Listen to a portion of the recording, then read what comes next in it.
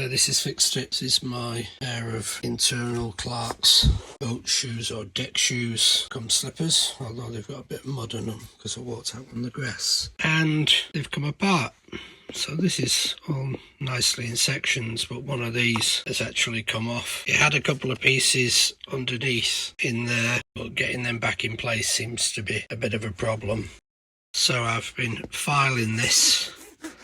Having washed it, I've applied acetone to both surfaces to remove any grease, and now I'm just going to apply some of this Anglers clear shoe cement. I've tried other glues in the past, but they're useless.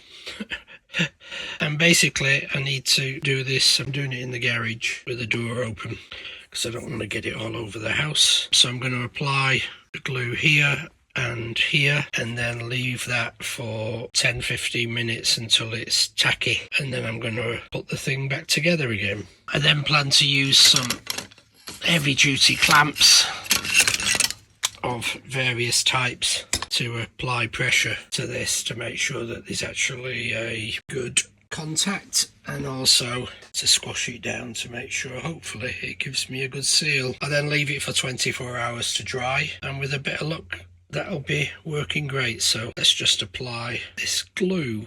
The tin comes with its own brush inside, and I can see now why some of the things I saw online showed extremely messy tins and brushes, because it is very, very, very messy.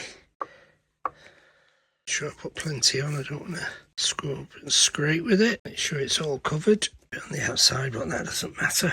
And then on this piece, I'm hoping I can do this. This could be problematic. Okay, let me put the phone down for a second. Okay, there we go. Both surfaces are covered. So now let me set a timer for 10 minutes and then stick them together. Amazingly, it only took about 5 minutes to turn tacky. And so there's the clamps in place. How do I know that? Well, I did it for 10 minutes and the two pieces were dry, completely dry, and when I put them together they didn't stick to each other.